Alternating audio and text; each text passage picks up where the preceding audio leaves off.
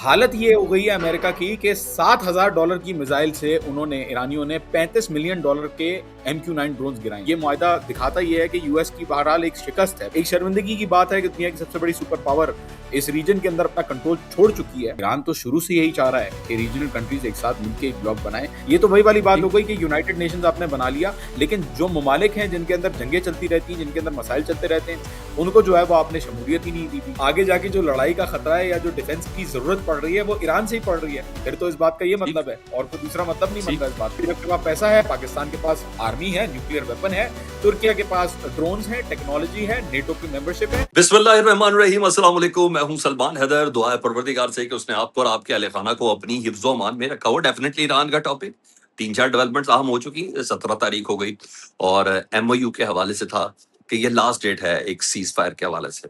इससे मुतालिक ईरान का क्या मानना है। रात को ट्रंप साहब ने भी गुफ्तगू की, उस पर भी जरा बात करनी है। मक्का मुआहदा, जी हाँ, ईरान की ऑफिशियल स्टेटमेंट तो आई है, लेकिन ईरानी अवाम इससे मुतालिक क्या सोच रही है और इसका मुस्तकबिल क्या होगा। डेफिनेटली बहुत सी ऐसी पोजीशंस हैं। जॉन हुसैन किसी तारुफ के मोहताज ने, ये ईरानी सहाफ़ी हैं, पाकिस्तानी निषाद हैं, और जिस तरीके से ईरान की आवाम के साथ इनकी इंटरेक्शन रहती है और ईरान की जिसे कहते हैं ऑफिशियल पॉलिटिकल एस्टेब्लिशमेंट के साथ इनकी इंटरेक्शन रहती है, तो बेहतर तौर पर इनसे जाना जा सकता है। अस्सलाम वालेकुम जॉन, कैसे हैं आप? ठीक हैं? जी जी, वालेकुम सलाम। मेरा माइक म्यूट हुआ था। वालेकुम सलाम सलाम भाई, मैं ठीक ठाक। आप कैसे हैं? खैरियत से हैं? थैंक यू जॉन, आप प्रोग्राम में। जॉन, हम एक के बाद एक कुछ चीजें हैं, मैं कुछ पाकिस्तान के एंड पे भी आपके सामने रखना चाहूंगा, कुछ ईरान के एंड पे पहले जरा आपसे जान लूं। सबसे पहले तो मुझे ये बताइए, ये जो मक्का मुआहदा है इसकी ऑफिशियल स्टेटमेंट आ गई, ईरान के वजीर खारजा साहब की तरफ से भी आ गई और ईरान के वजारत खारजा के तर्जुमान की तरफ से भी आ गई कि उनको किसी किस्म का कोई मामला नहीं है, इसको बल्कि तहनीत का इजहार कर रहे हैं।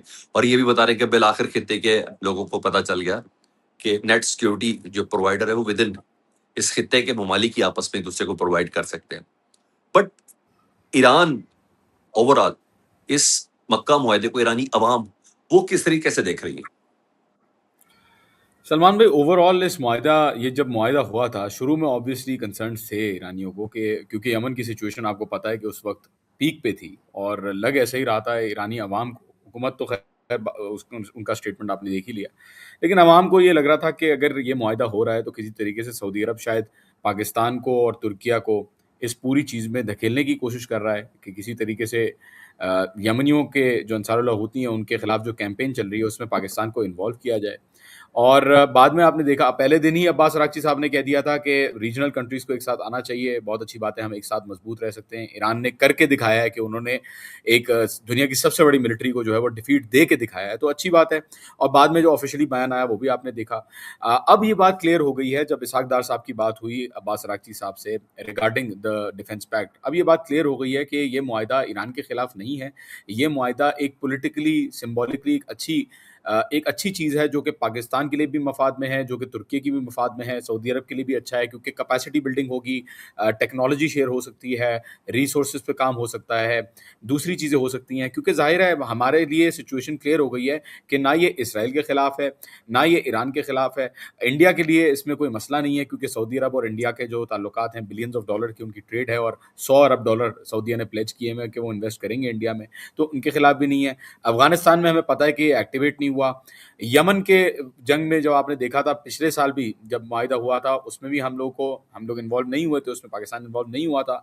अभी भी जो चल रहा है यमन के अंदर सिचुएशन, उसमें भी पाकिस्तान इन्वॉल्व नहीं हुआ। तो बड़े अच्छी तरीके से आई थिंक पाकिस्तान ने नेविगेट किया इस चीज़ को कि वो इस चीज़ में नहीं आ रहे कि किसी तरीके से जो सऊदीया की लड़ाई है उसको अपनी लड़ाई बना के वो बगैर, ज़ाहिर है हरमैन शरीफैन के ऊपर अगर थ्रेट आता है तो अलग बात है, लेकिन ये जो जंगें क्रिएट की हुई हैं उसके अंदर आने का कोई मकसद नहीं है। और ये मुआहदा दिखाता ये है कि यूएस की बहरहाल एक शिकस्त है। भले डोनाल्ड ट्रंप उसको बोले कि जी हम वेलकम करते हैं, वेरी गुड, जाहिर है वो यूएस के खिलाफ तो नहीं है, उनके इंटरेस्ट के खिलाफ तो नहीं है, लेकिन बहरहाल एक शर्मिंदगी की बात है कि दुनिया की सबसे बड़ी सुपर पावर इस रीजन के अंदर अपना कंट्रोल छोड़ चुकी है और इसकी वजह से दूसरे अफ्रीकैन जो हैं उनको आपस में मिलकर अपना एक रीजनल सिक्योरिटी हाँ, उसको आर्किटेक्चर। खुद वैसे वेस्टर्न मीडिया भी कह रहा है कि एक अदद फेस सेविंग है। डोनाल्ड ट्रंप साहब ने ये स्टेटमेंट देके इसको मक्का मुआहदे के हवाले से किया।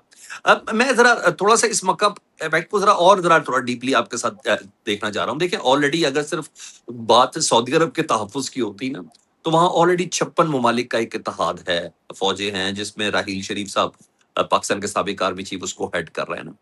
तो इस वाले पैक्ट को उससे और उस पे कहा जा रहा था कि भाई ईरान नहीं है, उसमें इराक नहीं है, उसमें सीरिया नहीं है, उसमें लेबनान नहीं है। तो कहीं न कहीं ये इम्पैक्ट आ रहा था कि शायद सऊदी अरब ने ईरान या ईरान के इत्तेहादी ममालिक के हवाले से इसको एक बनाया। क्योंकि कभी सऊदी अरब को मुझे और आपको तो कम से कम इतना पता है कि उसको जब भी थ्रेट है बेसिकली इज़राइल से है। हुँ। अच्छा, क्या मुस्तकबिल करीब में ईरान इस इत्तेहाद में शामिल हो सकता है? या अभी जो पिछले दिनों वज़ीर ख़ारिजा साहब ने जो गुफ्तगू की तो क्या ही अच्छा हो कि ईरान आ जाए? तो ईरान में ये वाली अप्रोच है? देखिए, बहुत अच्छी बात है और अब्बास अराग़ची साहब के जो स्टेटमेंट्स हैं और दूसरों के जो स्टेटमेंट्स हैं, उनसे ये बात क्लियर है कि ईरान तो शुरू से यही चाह रहा है कि रीजनल कंट्रीज़ एक साथ मिलके एक ब्लॉक बनाएँ। पेज़ेश्कियान साहब जब पाकिस्तान आए थे, आपको याद होगा, उन्होंने फ़ॉर्मली भी स्टेज के ऊपर खड़े होके कहा था कि हमें एक ब्लॉक बनाना चाहिए। ईरान को ज़ाहिर है दावत देनी पड़ेगी, किसी को बुलाना पड़ेगा, जिसके बाद ही ईरान आ सकता है। लेकिन मेरे ख़्याल में ईरान को लाने से ज़ाहिर है यूएस को प्रॉब्लम्स होंगे, उनके इंटरेस्ट को प्रॉब्लम होंगे और इसलिए शायद यूएस के साथ रज़ामंद ना हो। लेकिन हमें एक बात मालूम है सलमान भाई कि ये ब्लॉक बना है रीजनल कंट्रीज़ के इश्यूज़ को रिज़ॉल्व करने के लिए। अब रीजन के अंदर मसाइल किन कंट्रीज़ को दरपेश हैं, ये देखना बहुत ज़रूरी है। जी। मसाइल हैं लेबनान के अंदर, मसाइल हैं ईरान के अंदर, मसाइल हैं सीरिया के अंदर, मसाइल हैं इराक के अंदर, मसाइल हैं यमन के अंदर। जब इन्हीं ममालिक को आप शामिल नहीं करेंगे, तो मसाइल का हल किस तरीके से निकलेगा? ये तो वही वाली बात जी। हो गई कि यूनाइटेड नेशंस आपने बना लिया, लेकिन जो ममालिक हैं जिनके अंदर जंगें चलती रहती हैं, जिनके अंदर मसाइल चलते रहते हैं, उनको जो है वो आपने शमूलियत ही नहीं दी हुई। तो मेरे मगर ख़्याल जॉन में ये ज़्यादा पाकिस्तान बात नहीं है? जॉन ज़्यादा जी। बात ये फिर ये नहीं है कि जब कभी ये एमओयू कन्फर्म हो जाए ईरान और अमेरिका का, उसके बाद ही ईरान आ सकता है क्योंकि 20 फौजी अड्डे तो इस खित्ते के अंदर अमरीकी है ना जो इस्तेमाल हो रहे हैं ईरान के खिलाफ। जी, तो ये बिल्कुल। कैसे हो सकता है ऐसा मुआहिदा कुछ कुछ कुछ सेंस भी समझ आती है ना। ऐसे मुआहिदे हुँ। में ईरान शामिल भी हो और उन ममालिक के साथ हो, उनकी हिफाज़त अपनी हिफाज़त के तौर पर या उन पे अपने ऊपर हमला डिक्लेयर करे जो आर्टिकल 5 है नेटो का। सेम अब तो तुर्की ने इस बात की तायद भी कर दी है। तो मेरा ख़्याल है कि कुछ एमओयू का वेट करना पड़ेगा एक प्रॉपर मुस्तकिल मुआहिदे का। कितना उसके बाद कितना जाके वेट ईरान करेंगे? को दावत दी जा सकती है। कितना वेट करेंगे, मुआहिदा तो ऑलरेडी हो गया। देखिए बात सारी ये है सलमान भाई, आपने खुद जैसे बात की, आपकी बात से जो मैं अक्स निकाल सका हूँ, इसका जो जुज़ निकाल सका हूँ, वो ये निकाल सका हूँ कि ज़ाहिर-सी बात है जब यूएस के बेसेस इन ममालिक के अंदर हैं जिनके साथ दिफ़ाई मुआहिदा हो रहा है, तो आगे जाके जो लड़ाई का खतरा है या जो डिफेंस की ज़रूरत पड़ रही है, वो ईरान से ही पड़ रही है। फिर तो इस बात का ये ठीक, मतलब है और कोई दूसरा मतलब नहीं बन रहा ठीक, है इस बात का। बिल्कुल सही बात ठीक है, है, आपने कहा कि जो तुर्किया है और दूसरे ममालिक हैं, उन्होंने क्लियर कर दिया है कि नेटो के आर्टिकल 5 की तरह काम करेगा। लेकिन हमें मालूम है कि देखें जब भी कॉन्फ्लिक्टिंग इंटरेस्ट होते हैं, जब भी ममालिक के अंदर कलेक्टिव इंटरेस्ट नहीं होते एक चीज़ को लेके, तब ऐसे मुआहदे काम नहीं करते। पाकिस्तान का कोई शक नहीं है कि इंटरेस्ट ये है कि वो इसराइल के खिलाफ इस डिफेंस पैक्ट को यूज़ करे। पाकिस्तान जो है वो इसराइल के लिए हमें पता है कि स्ट्रॉन्ग पोज़ीशन रखा हुआ है।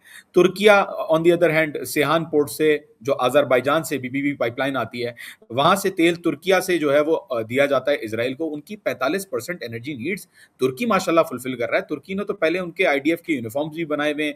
उनको सबसे पहले रिकॉग्नाइज़ करने वाला मुसलमान मुल्क भी तुर्किया था। तो हाकान फिदान ने क्लियर कर दिया कि भाई इज़राइल के खिलाफ नहीं है, ईरान के भी खिलाफ नहीं है। आगे सऊदी अरब का और इंडिया का मामला हो नहीं सकता, जैसा कि मैंने पहले बताया।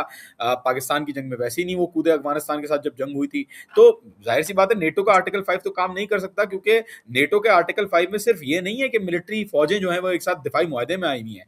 नेटो ठीक की है, जो कोऑर्डिनेशन है और जो स्ट्रक्चर है वो इस तरीके का है कि उनकी बाकायदा कलेक्टिव फोर्सेस भी मौजूद हैं। उनका एक कलेक्टिव इंटरेस्ट भी है किसके खिलाफ? रशिया के खिलाफ। अच्छा, फिर दूसरी बात ये है कि देखिए नेटो को इस्तेमाल किसने किया? नेटो को इस्तेमाल सिर्फ और सिर्फ अमेरिका के इंटरेस्ट में किया गया जब 9/11 में हमला हुआ और फिर ज़ाहिर-सी बात है दूसरे नेटो ममालिक को कंप्लाई करना पड़ा। क्यों? क्योंकि रिसोर्सेज़ भी अफ़गानिस्तान अमेरिका में। की थी, रिसोर्सेज भी अमेरिका की थी, पैसा भी अमेरिका दे रहा था, सुपर पावर भी अमेरिका है, डिपेंडेंसी भी अमेरिका के पास है। तो ज़ाहिर-सी बात है जब एक पावर फोकस है एक दिफाई मुआहदे के अंदर, तो दूसरे स्टेट्स कंप्लाई करते हैं। पाकिस्तान, तुर्की और सऊदी अरब के मामले में ऐसा नहीं है कि तीनों जो हैं वो किसी एक की तरफ जा रहे हों, किसी एक के पास किसी एक का हाथ भारी हो। तो वो फोर्स नहीं कर सकता किसी दूसरे फरीक को कि वो शामिल हो जाए अपनी जंग में। ठीक क्योंकि है, ज़ाहिर है सऊदी अरब के पास पैसा है, पाकिस्तान के पास आर्मी है, न्यूक्लियर वेपन है, तुर्किया के पास ड्रोन्स हैं, टेक्नोलॉजी है, नेटो की मेंबरशिप है। तो जाहिर-सी बात है तीनों का एक बैलेंस्ड आउटपुट नज़र आ रहा है और कोई किसी को फोर्स नहीं कर सकता किसी जंग में आने के लिए, जैसे यूनाइटेड स्टेट्स के पास कैपेसिटी है। तो देखिए ऐसे ठीक है। मुआहदे हिस्ट्री में पहले भी सीटो सेंटो का वाकया हमारे सामने, पाकिस्तान मेंबर था। सीटो सेंटो का।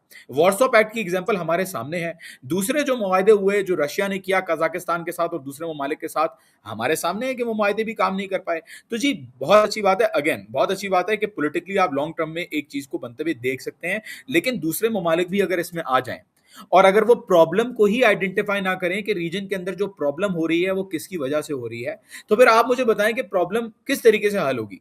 रीजन के मसाइल क्या है? रीजन के मसाइल तो यही है कि अमेरिका ने अड्डे बनाए हुए हैं इन मुसलमान ममालिक में। अमेरिका ने अपने अड्डों के जरिए अपने जहाजों को उड़ा के अटैक्स किए हैं। जाहिर सी बात है ये एक कंसर्न है जो कि तमाम मुसलमान ममालिक फेस करते हैं इंटरनली, लेकिन प्रैक्टिकली कुछ कर नहीं सकते गल्फ ममालिक, क्योंकि जाहिर है उनकी डिपेंडेंसी यूएस के मगर आप ऊपर इस फोर्स ही तरीके करते हो इसको कि ये जो जंग है ये कहीं ना कहीं नेटो इत्तेहाद का भी बेड़ा गर्क करेगी। 20 अमेरिकी फौजी अड्डों का तो कर चुकी, और खित्ते में बिल्कुल पोजीशन बिल्कुल डिफरेंट क्रिएट होने जा रही है, क्योंकि जिस तरह जनूबी कोरिया से मुतल्लिक ट्रंप ने स्टेटमेंट दी, उससे कबल नेटो ममालिक से मुतल्लिक दे रहे हैं कैसे इत्तेहाद का क्या फायदा। आज 39,000 फौज वापस बुलाने के हवाले से एक सर्टन थ्रेट ही है कि देखे मैं तो आपको किम जोंग इनसे बचा रहा था 39,000 फौजें देके, और आपने ईरान के खिलाफ जंग में हमारे साथ शामिल नहीं हुए। तो मेरा ख्याल है कि वो कहते हैं ना, हद हो गई ईरान तेरे इंतकाम की। तो लफ्ज इत्तेहाद को तूने गाली बना दिया, शायद ऐसे ही लग रहा है। Is it? देखें, सबसे पहले कहा जाता है कि सबसे पहले जब जंग होती है तो मौत किसकी होती है? सबसे पहले मौत होती है सच्चाई की।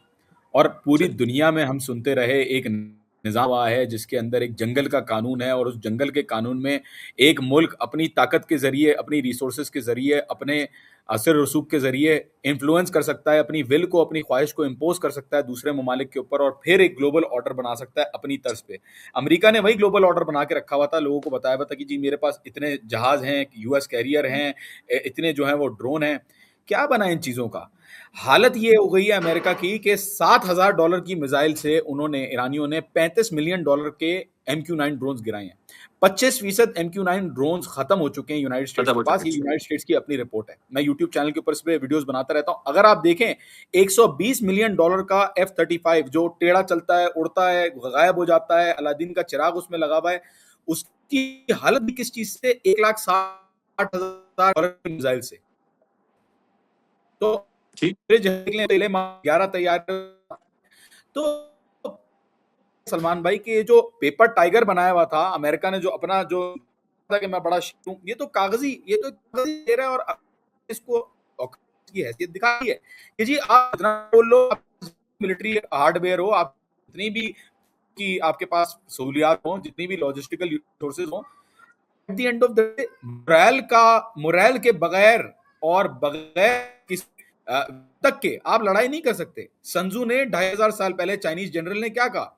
उसने कहा कि अगर आप अपने आप को जानते हैं और अगर आप अपने दुश्मन को जानते हैं तो कभी आप 100 जंगें भी लड़ने आप नहीं हारेंगे। लेकिन अगर आप नहीं जानते अपने आप को और आप अपने दुश्मन को नहीं जानते तो आप तमाम जंगें हारेंगे। और अगर आप अपने आप को जानते हैं, अपने दुश्मन को नहीं जानते, तो आप जीत शायद जाएं, लेकिन आपको नुकसान उससे होगा। इराक और अफगानिस्तान में यूएस शायद अपने आप को जानता था, शायद उनको जानता था, अपने आप को नहीं जानता था, इसलिए शायद जीत भी गया। सॉरी, जीता तो नहीं, लेकिन एटलीस्ट उसने कोशिश की और वहां पे उन्होंने डिफेंड, सॉरी मैं दोबारा दोबारा बोलता हूँ। इराक में और अफगानिस्तान में हो सकता है कि यूएस को ये बात लग रही हो कि उसको सब कुछ पता है, लेकिन हमें पता है कि वहां पे भी वो जलील ख्वार होके आए, 20 साल वहां पे भी लड़ाई की। बिल्कुल ऐसे ही। यहाँ पे भी वो जिस तरीके से उन्होंने मार खाई है, और देखें एक फर्क है इसमें, आप न्यूट्रली इस चीज को असेस करें, मैं जज्बात से बात नहीं कर रहा। अफगानिस्तान और वियतनाम में दोनों ममालिक के ऊपर जब जंग हुई, उन्होंने अपने आप को बहुत अच्छी तरीके से डिफेंड किया, लेकिन कोई ऐसी बिल्कुल। चीज उन्होंने पाई नहीं, कोई हदफ हासिल नहीं किया उस जंग से जो कि एक्स्ट्रा हो।